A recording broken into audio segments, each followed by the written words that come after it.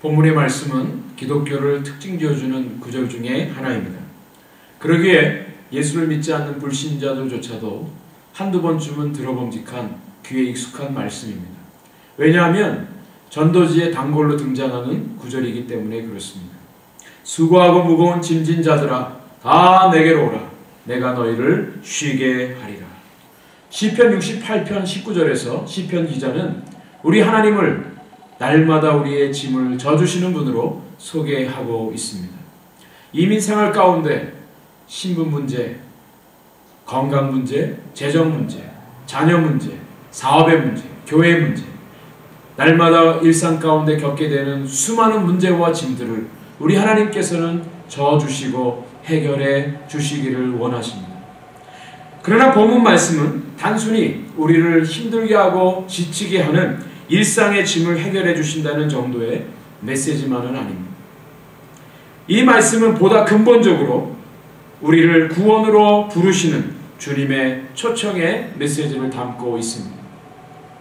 이 말씀을 좀 더 정확하게 이해하기 위해서는 문맥상 마태복음 10장과 11장의 내용을 먼저 이해할 필요가 있습니다. 마태복음 10장에서는 예수님께서 12명의 제자들을 부르시고 그들에게 권세를 주시고 그들을 파송하는 장면이 나옵니다. 그들을 파송하시면서 복음을 전파할 때에 핍박과 고난이 있을 것을 예견하면서 말씀해 주십니다. 내가 너희를 보냄이 양을 이리 가운데 보낸 것과 같다. 사람들이 너희를 공회에 넘겨주겠고 회당에서 채찍질할 것이다. 너희가 그리스도의 이름으로 인하여 세상 사람들로부터 미움을 받게 될 것이다. 또 주님께서는 제자들을 향해서 몸은 죽이되 영혼은 능히 죽이지 못하는 자들을 두려워하지 말고 몸과 영혼을 능히 지옥에 멸하시는 하나님만을 두려워하라고 말씀하십니다. 또한 예수님께서는 이 땅에 오신 것이 화평을 주러 오신 것이 아니라 검을 주러 오셨다라고 말씀해 주십니다. 마태복음 11장에는 당시 옥에 갇혀있던 세례 요한이 제자들을 예수님께 보내서 예수님의 메시아 되심에 대해서 확인하는 장면으로 시작합니다. 여러분, 세례 요한은 예수 그리스도의 길을 예배했던 사람입니다. 그러한 세례 요한조차도 예수님에 대해서 의심하는 듯한 장면을 연출합니다. 또 예수님께서는 그 세대 사람들을 향하여 피리를 불어도 춤을 추지 아니하고 애곡을 하여도 가슴을 치지 않는 것에 대하여 책망하십니다. 또 많은 권능을 행하셨던 당시 예수님의 선교의 전처 기지였던 가버나움을 비롯한 고라신, 벳세다 등의 사람들이 회개하지 않음에 대해서 심하게 책망을 하십니다. 당시 시대상은 예수님에 대해서 결코 우호적이지 않았습니다. 또 예수님에 대한 반대와 대적의 분위기가 팽배하였습니다. 그런 상황 가운데 예수님께서 오늘 이 말씀을 해주고 있는 것입니다. 당시 사람들은 예수님이 행하신 기적과 표적을 보고도 예수님을 믿지 않고 거부했습니다. 마음의 완악함과 강박함으로 인해서 예수님을 메시아로 믿기를 거부하였습니다. 그들이 거부하는 이유가 무엇입니까? 자신의 지혜와 능력 그리고 종교적 신념과 경험을 더 의지하였기 때문에 그렇습니다. 불신과 의심의 세대를 향하여 주님의 초청의 말씀이 이루어졌습니다. 이는 우리가 사는 오늘날에도 마찬가지입니다. 오늘날 저와 여러분이 사는 이 세상은 어떻습니까? 세상 사람들은 자신의 지혜와 이성을 신뢰합니다. 돈과 권력과 자신의 능력을 더 신뢰합니다. 자기 자신을 더 사랑하는 시대입니다. 사람들은 과학을 하나님의 진리보다 더 신뢰합니다. 인간들은 하나님의 고유 영역인 생명 창조에까지 도전하고 있습니다. 천체 물리학자인 스티븐 허킹이라고 하는 사람은 최근에 우주는 신이 창조한 것이 아니라 물리학 법칙에 따라 만들어졌다고 말합니다. 종교는 권위를 기반으로 하고 과학은 관찰과 이성을 기반으로 하기 때문에 결국엔 과학이 이길 것이다 라고 하는 주장을 합니다.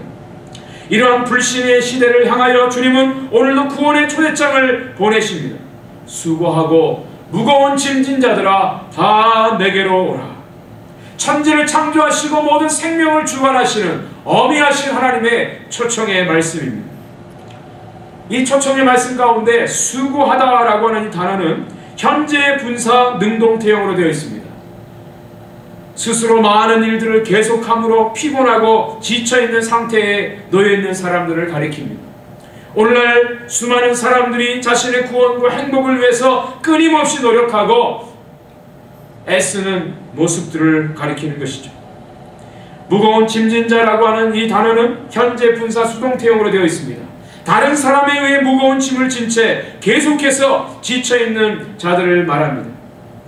당시 종교 지도자들은 율법과 유전의 무거운 짐을 그 모든 유대인들에게 지워줬습니다. 그 무거운 짐을 지고 살아가는 불쌍한 유대인들을 가리켜 말씀하시는 것입니다. 오늘날은 어떻습니까?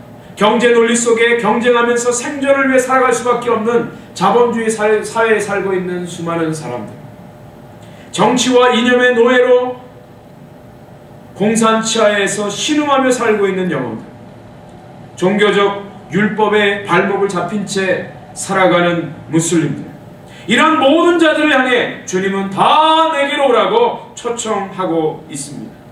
주님의 초청은 모든 사람들에게 열려 있습니다. 모든 시대, 모든 장소, 모든 대상, 남녀노소, 빈부, 귀천, 지위, 고하를 상관없이 차별이 없는 부르심입니다. 그러나 단 하나의 조건이 있다면 그것은 예수 그리스도를 구세주, 메시아로 믿고 그분께 나아와야 한다는 것입니다. 25절 말씀에 보면 예수께서 대답하여 가라사대 천지의 주제이신 아버지여, 이것을 지혜롭고 슬기 있는 자들에게는 숨기시고 어린 아이들에게는 나타내심을 감사하나이다. 자신을 지혜롭고 슬기롭다고 생각하는 자들은 예수님이 보이지 않습니다. 예수 그리스도가 구세주 되심을 믿지 않고 거부하는 자들에게는 주님의 초청의 음성이 들리지 않습니다.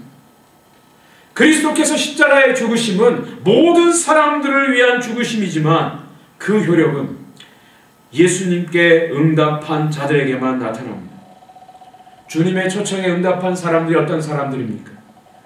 오늘 25절 하반절에 어린 아이같이 순전하고 깨끗하게 주님께 나와 주님을 구세주로 받아들이고 믿는 사람들입니다. 이러한 사람들에게 주님께서는 안식을 약속하십니다. 내가 너희를 쉬게 하리라. I will give you rest. I will give you rest. 이 말씀 가운데 내가라고 하는 헬라어 단어로는 카고라고 하는 단어가 강조형으로 사용되어지고 있습니다. 주님이 안식의 주체가 되신다는 것입니다. 안식의 주체가 되시는 주님이 안식을 친히 주신다는 것입니다. 요한복음 14장 27절 말씀에 평안을 너에게 끼치노니 곧 나의 평안을 너에게 주노라. 내가 너에게 주는 것은 세상이 주는 것 같지 아니하니라. 여기서 말씀하시는 안식, 쉼, 평안, 이 모든 것들은 구원을 의미합니다. 히브리서 4장 10절 말씀에 이미 그의 안식에 들어간 자는 하나님이 자기 일을 쉬신과 같이 자기 일을 쉬느니라.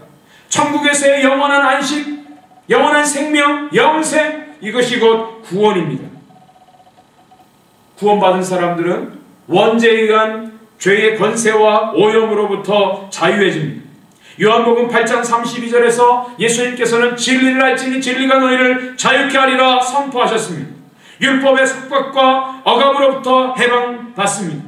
인생의 고통과 짐, 질병과 불안과 염려, 근심과 걱정에서부터 자유케 됩니다. 주님은 하나님을 거부하고 대적하는 모든 자들을 포함한 이 세상을 향하여 초청하고 있습니다. 주님의 초청에 응하는 자들만이 주님의 안식에 들어갈 수가 있습니다. 요한복음 14장 6절 말씀에 내가 곧 길이요 진리요 생명이니 나로 말미암지 않고는 아무도 아버지께로 올 자가 없느니라. 사도행전 4장 12절 말씀에 다른 이로서는 구원을 얻을 수 없나니 천하 인간의 구원을 얻을 만한 다른 이름을 우리에게 주신 일이 없다고 성경은 분명히 말씀하십니다. 주 예수 그리스도 이외에 다른 길로는 구원의 문에 들어갈 수가 없습니다. 그러하기에 오직 그리스도만이 하실 수 있는 초청의 말씀입니다.